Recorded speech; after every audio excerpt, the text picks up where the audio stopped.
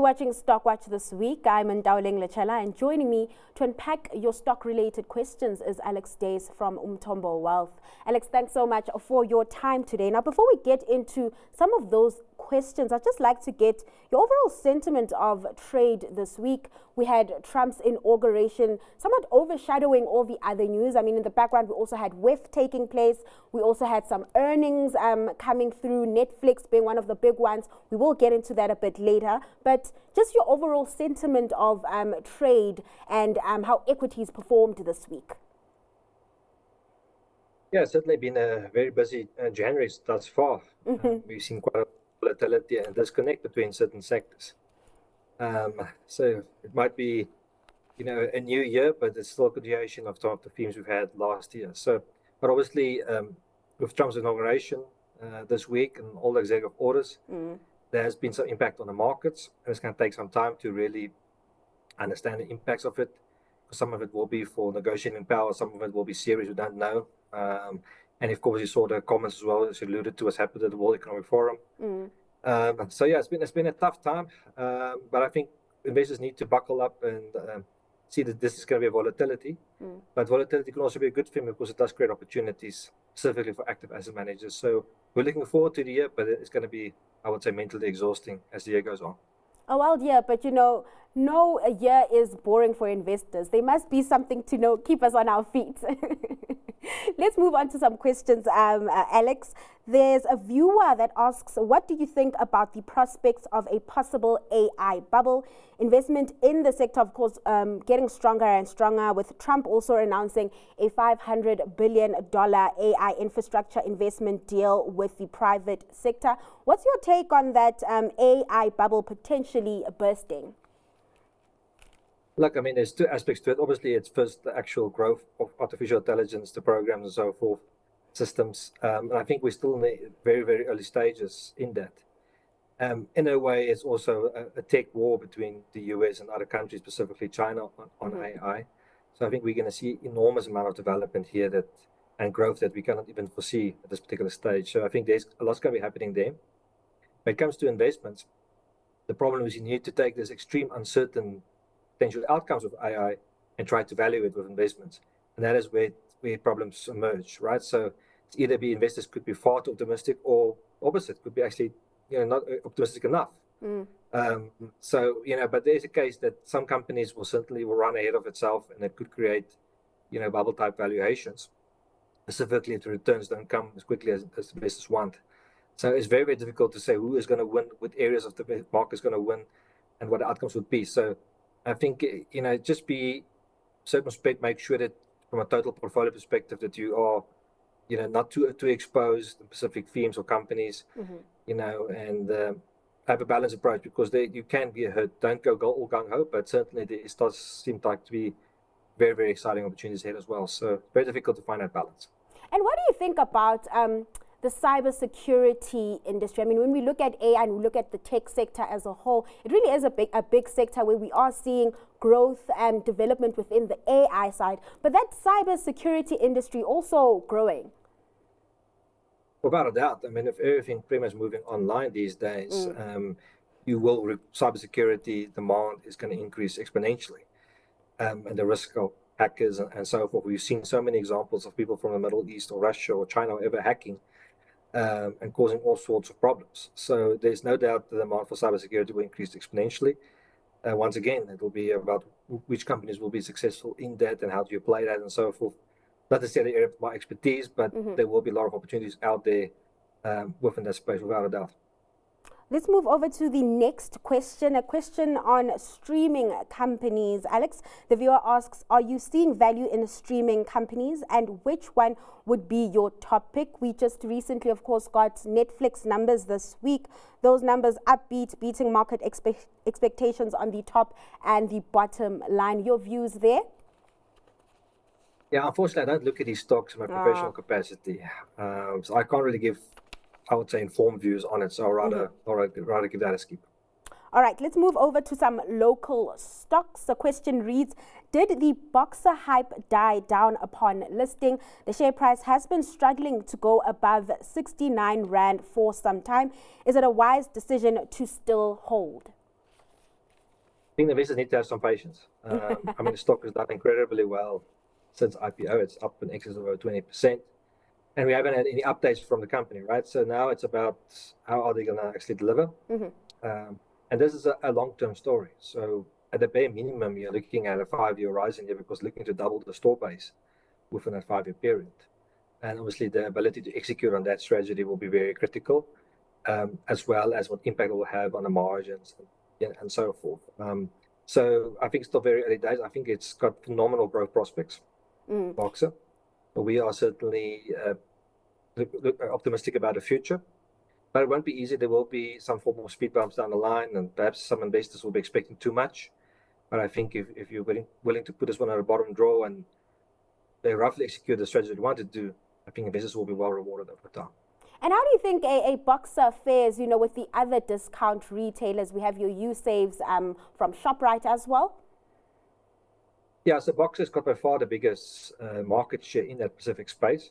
And if you look at our discount retailers, market share is actually quite small compared to other countries, for example. And that's because the likes of your Checkers and so forth is doing so well, even with lower LSE consumers. So there is theoretically a lot of scope for some of these consumers to downscale from a traditional Pick and Pay, Checker, ShopRite, to a more discount firm like Boxer or USave. And if that's the case, then there is lots of organic growth opportunity. So we think they are going to push that. I mean, as the brand continues to be more visible for consumers and they do actually deliver quality products at good prices, we think they will be able to convince some customers to make that switch over time. Boxer, of course, will also be quite heavily invested in private label type of products. Yes. Right. So when things are tough in the economy, investors tend to downgrade, or clients tend to downgrade to more private label products, assuming the quality is good. Let's move over to We Buy Cars, spun out of Transaction Capital. That one also had traders excited when they listed Alex. Looking at a We Buy Cars graph here. And year to date, it's down just over 5%, still sitting, between that 40 to 41 Rand. Would you pick up more We Buy Car shares at these levels? Yeah, the stock has give or take doubled since its listing. And it's also got a very, very good growth runway, I would say, going ahead. So as the Africa economy continues to underperform, our GDP per capita has been going downwards since, I think, 2011 or 13. The rand continues to weaken. It means that demand for new cars will start dropping. And that makes it plays exactly in someone like We Buy Cars' area because they are focusing on used cars and they are consolidating that market by growing market share and doing lots acquisition and so forth. So there's a big runway ahead of them. So I wouldn't bet against them. I think the stock is probably trading at a valuation multiple higher than I would have expected when it came to the market. But concerning the return metrics and growth prospects, it's probably fair. We like to refer to the investment community as probably a growth at a reasonable price type of valuation. So We Buy Cars, I think if you're willing to hold it, probably will do well. But perhaps I'm a little bit greedy. I prefer slightly better entry points. So perhaps if there's like a 10% pullback, I would be looking to buy. But if you're already in it and so forth, you can keep it. Hold it. All right. Let's look at cash build. The question reads, would you bet on cash build as sentiment around the local economy improve? What's your take? I mean, we've had confidence within that buildings, material and construction sector somewhat improved after government said they are prioritizing infrastructure projects. There's also, the two-part withdrawals, boosting consumers' pockets, some even, perhaps thinking of renovating. So Cashbuild gave an update yesterday, if I recall correctly. It was a good update. Pretty much showing you that existing stores is finally giving you, I think, a region of 5 or 6% growth, where over the last recent few years, it's pretty much giving you non-growth, and all the growth has come from store expansion. Yeah. So it's good to see finally some growth from existing stores, and that is while inflation is also coming down. So that means we're getting some volume growth through the tills, meaning clients are buying more products and so forth. So I think we're seeing first evidence of perhaps consumers looking to buy a little bit more and doing that renovations. There's no doubt if the economy activity does pick up in South Africa, the demand for this will continue to increase. And Cashbuild is probably well positioned for any such recovery. Compared to something like Italtile, Total, of course, covers from the low LSM to high LSM. Cashbuild more on the lower LSM. Cashbuild also doesn't have the manufacturing. So it's more, I guess, a pure play on, call it rural SA renovations. And anyone that's driven, goes to likes of Polokwane and so forth would see the amount of developments happening outside. So there's no doubt appetite is there. We just need some, I guess, more money in the pocket, and the demand will come. Yeah, and when you drive around Johannesburg, there's not a lot of construction taking place, and I know in my family there's not much renovating taking place. So I guess with the inflation lower and more money in consumers' pockets, we might see that rolling out. The next question I have is on Sasol, and I was thinking earlier today that being a Sasol shareholder is really an extreme sport. Those share price movements, I mean, at the beginning of the week, we saw Sasol around the 100 Rand level. I think the last time I checked, it was sitting under 90 Rand. What's your sentiment around Sasol? I mean, yesterday's update wasn't pretty. Yeah, so Sasol's a difficult one because a lot of the factors are not the management's control, right? So for them to really do well, they probably need to see oil and gas prices increase, which is obviously a function that's outside their control. Yes, they can try to improve production, which they've underperformed a number of years now. We saw the update on coal yesterday, for example. That will actually help them a little bit with the input costs and so forth. So that's a positive they're trying to handle. But they do have a lot of debt, and they're not producing enough cash at the moment. So that's a bit of a problem. So where the bull case scenario is, if they do some form of perhaps corporate action deal, looking to split the business between the national and local, there could be a bit of value creation. But then at the same time, you're selling your golden goose, and it leaves you with the SA business, which is struggling, and most likely doesn't have a great future ahead. So they're really on a tough space. I think they do need some luck, higher chemicals and oil prices to really reach the potential. But that does seem quite low probability at the moment, because we saw the comments from Trump yesterday as well, pretty much asking the Saudis and so forth to bring the oil price down. We all know Trump gets very uneasy when the oil prices call it above $70. At the same time, chemical markets doesn't look great, and it seems like it needs time to recover. So Sasol's a bit of a binary company. I can see a lot of upside potential. Yeah. But at the same time, I can see it continuing to meander, towards zero over time, to be quite frank, if they don't have some luck. As I said, Sasol shareholders are really participating in an extreme sport. We have a question here, and they're asking for a long-term view on the following companies. We just covered Sasol, so Calgro M3 and Redefine Properties, as well as ArcelorMittal South Africa. Yeah, so I'll start with Calgro M3. It's a company I do like. However, I was a little bit disappointed in Q4 last year. We saw both Wikus Lategan, the CEO, as well as Waldo Joubert, the ex-CFO, resigning. So they brought in the previous founder and ex-CEO back into the business. So that's always a little bit of a concern when you see something like that, because I was quite a believer of the strategy they were busy doing. Obviously doing this big development now here close to Alexandra, which seems like it's got immense potential over time. There's no doubt if economic activity picks up in South Africa and interest do come down, that they are probably well positioned for that, and they could have some very, very good growth over the medium term. So I'm, at this particular moment, still cautiously optimistic. They have improved the cash generation a lot, and the balance sheet looks a lot better. But there is that management issue that I'm alluding to. So that's the only concern I have about Calgro, but other than that, I'm positive. Redefine is not my favorite property company. So the problem with Redefine is you've got obviously local business, and you've got some offshore investments, specifically in Poland, and they're gone. It's not clean, so I would like it to be a bit more this SA focus, for example, or split the businesses. Quality assets ain't great. It's probably cheap, but cheap for a reason. If you want to buy a large cap property stock, my preference is still for Growthpoint. It does have some of the same issues, but I do think they've got more levers to pull compared to Redefine. And ArcelorMittal's got immense problems because the demand for steel in South Africa is too low.